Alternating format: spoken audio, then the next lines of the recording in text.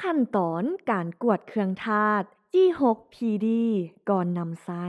ข้อแนะนำในการกวดเครื่อง กวดเวลาจะนำไส้เครื่องใหม่ กวดเวลาเครื่องตก วิธีการปฏิบัติ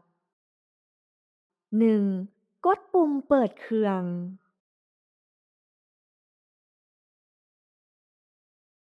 2. ใส่นิ้วกดปุ่มซ้ายและปุ่มขวาค้างไว้ 3 วินาที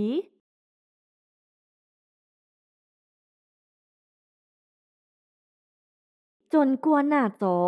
ปรากฏ CHE 3. เสียบแผ่นสีเทาเข้าในเครื่องแล้วรอท่า 10 วินาที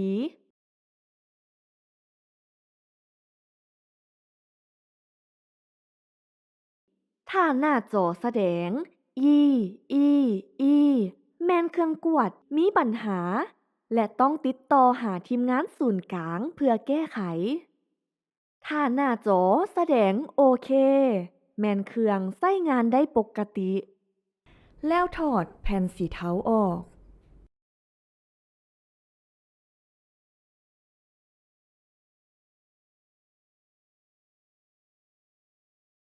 การแก้ไขปัญหาข้อผิดพลาดที่แสดงเทิงหน้าจอ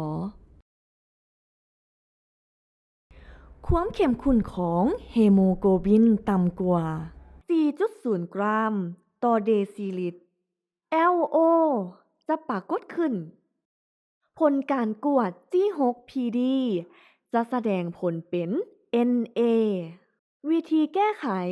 รายงานผลกวดเป็น G6PD เท่ากับ NA เฮโมโกลบินเท่ากับ LO ความเข้มข้นของเฮโมโกลบินสูงกว่า 25.0 กรัมต่อเดซิลิตร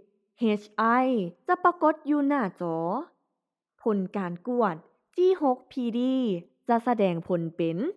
NA วิธีแก้ไข รายงานผลกวดเป็น G6PD เท่ากับ NA ฮีโมโกลบินเท่ากับ HI คำเตือนทานอ่อน ในเวลานี้ทานเหลือหน่อย แต่ยังสามารถดำเนินการกวดได้อีกประมาณ 50 ครั้ง วิธีแก้ไข ควรเปลี่ยนทาน คำเตือนเปลี่ยนทาน ถ้าไอคอนทานมีไฟกระพริบ เครื่องจะปิดเองโดยอัตโนมัติ วิธีแก้ไข ปิดเครื่องและเปลี่ยนทานใหม่ทั้งหมด ข้อผิดพลาด E1 แผ่นกวดเสียหาย หรือใส่บ่ถูกต้อง วิธีแก้ไข ทิ่มแผ่นกวดนี้และใส่แผ่นกวดอันใหม่ ข้อผิดพลาด E2 เอาตัวอย่างเลือดใส่บ่เพียงพอ ทิ่มแผ่นกวดนี้และกวดอีกครั้งด้วยแผ่นกวดอันใหม่ จงใส่ตัวอย่างเลือดให้เพียงพอ ให้แน่ใจว่าตัวอย่างเลือดที่ผสมฮอดขีดดำของท่อเก็บตัวอย่าง ข้อผิดพลาด E3 แผ่นกวดหมดอายุ วิธีแก้ไข ทิ่มแผ่นกวดนี้และกวดอีกครั้งด้วยแผ่นกวดกองใหม่ที่ยังบ่หมดอายุ และนำไส้ซิมบันทึกอันใหม่ที่มาพร้อมกองแผ่นกวด ข้อผิดพลาด E4 อุณหภูมิทางสิ่งแวดล้อมสูงหรือต่ำกว่าอุณหภูมิที่เครื่องกวดสามารถเฮ็ดเวียกได้ ไอคอนอุณหภูมิจะปรากฏอยู่เทิงหน้าจอ วิธีแก้ไข ห้ามเฮ็ดให้เครื่องร้อนหรือเย็นด้วยวิธีเร่งรัด เช่น เข้าตู้เย็นหรือข้างไฟ ข้อผิดพลาด E7 ปิดฝาเครื่องกวดให้แจบ วิธีแก้ไข ปิดฝาเครื่องกวดและห้ามจับ หรือเปิดฝาในระหว่างการวัดแทก ข้อผิดพลาด E8 ฝาเครื่องกวดปิดในเวลาวัดแทก แต่บ่มีตัวอย่าง วิธีแก้ไข กวดอีกครั้ง ด้วยแผ่นกวดอันใหม่และใส่ตัวอย่างเลือดในปริมาณที่ถูกต้อง